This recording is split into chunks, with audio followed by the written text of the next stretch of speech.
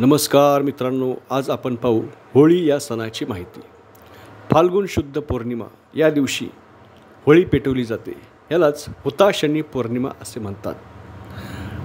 हिरण्यकश्यपूने आपली बहीण होलिका हिच्या मांडीवरती भक्त प्रल्हादाला दिली आणि तिला अग्नीवर बसायला सांगितले, कारण होलिकेला अग्नी जाळू शकणार नाही असा वर होता। परंतु भक्त प्रल्हादाला विष्णूचा वर असल्यामुळे अग्नीने भक्त प्रल्हादाला जाळले नाही, तर होलिकेला जाळले, तिचे दहन केले आणि भक्त प्रल्हाद वाचला। ह्या विजयाचा आनंद म्हणून या दिवशी होळी पेटवली जाते। तसेच पुरातन काळामध्ये एका गावात ढुंडा नावाची एक राक्षसीन होती आणि ती लहान मुलांना त्रास द्यायची। तिला पिटाळून लावण्यासाठी बरेच प्रयत्न केले। शेवटी गावातल्या लोकांनी तिला शिव्या दिल्या आणि ती तिथून निघून गेली। ती ह्याच होळीच्या दिवशी घडली।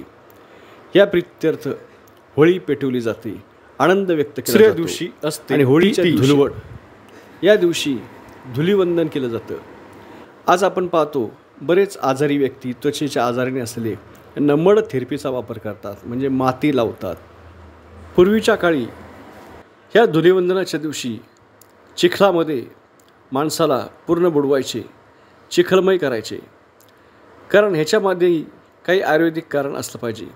की आज आपण पाहतो मड थेरपीमध्ये रुग्णाच्या शरीराला पूर्ण चिखल लावला जातो, त्याने त्वचा विकार बरे होतात।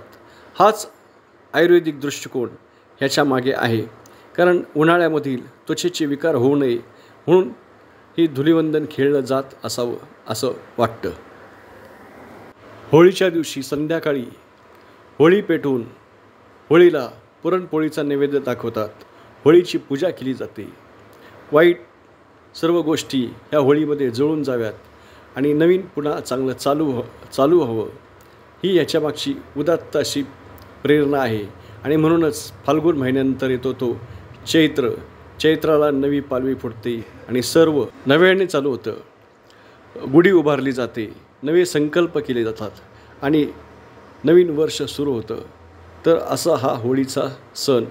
ही माहिती कशी वाटली हे जरूर सांगा आणि व्हिडिओसुद्धा लाईक करा।